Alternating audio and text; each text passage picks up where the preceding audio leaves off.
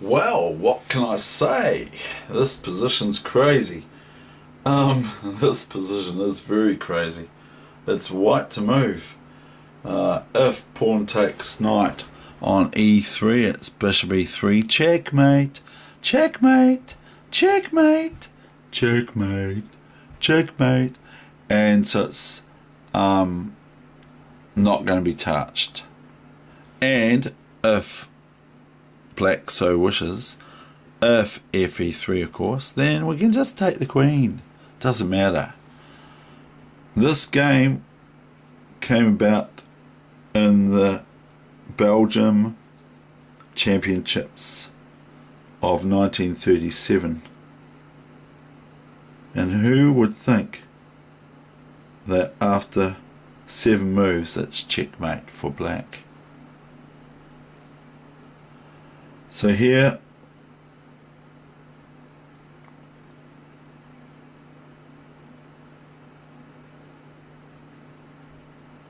white played knight d4,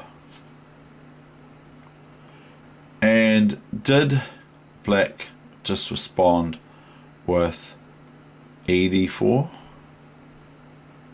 No. Black played a startler and chomped at the bit with the spectacular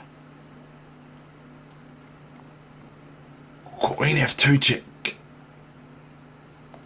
That forces the following: king f2, knight g4 check. Now see that here is no good, as bishop e3 is checkmate. There's nowhere for the king to run, so it's checkmate after bishop e3 of king g1. Okay, we can show you just to prove it. The computer will prove it for me. Checkmate. Okay, so that's no good. So the king has only one square to go to.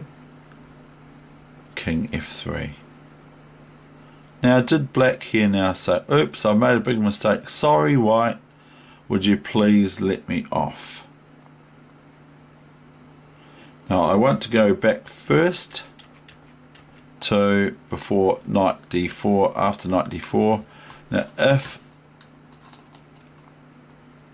black plays e d4, notice that this is pretty hard for white, for black now, because black's threatened with queen h8 of all things, and also maybe taking this knight otherwise, and also taking this knight maybe, but not really. So white has to be very careful here, as well as black. So I fumbled with my words there, sorry, it happens. But I'm not going to do an outtake, but I do outtakes, but I'm not going to do an outtake here.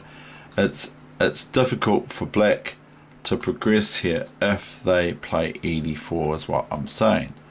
So here we have the main spectacular move, queen f2, king f2. We've already gone over this, knight g4, and good if you can see this all in your head. King f3, not king g1 as bishop e3 is mate, king f3. So should black now resign, and did they? They threw another spanner in the works. They did not take the knight, because then it gives white the opportunity to decide what move to play. They play e4 check. Amazing, eh? Now what happens? The only thing that can happen is to take the pawn with either the king, the knight, or the pawn. Now let's say we try, not that it's the main line, with the knight. Now what would happen here? What will happen is knight e5 from d7 to e5 checkmate. So that's pretty final. So same for de4, knight de5, check, mate.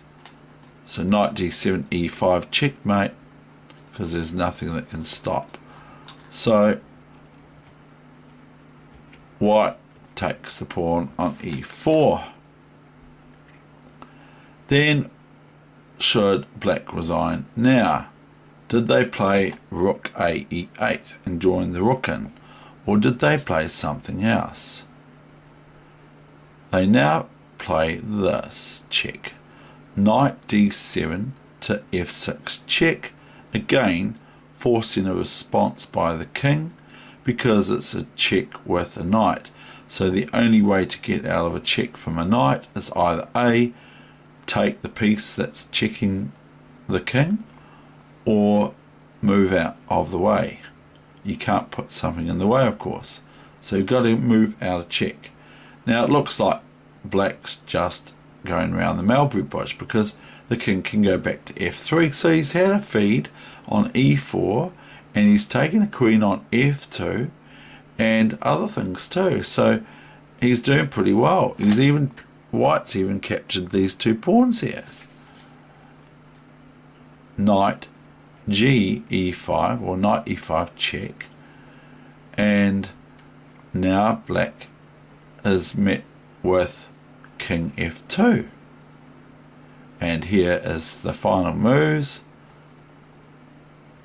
A big chocolate fish that is sent to you and just grace.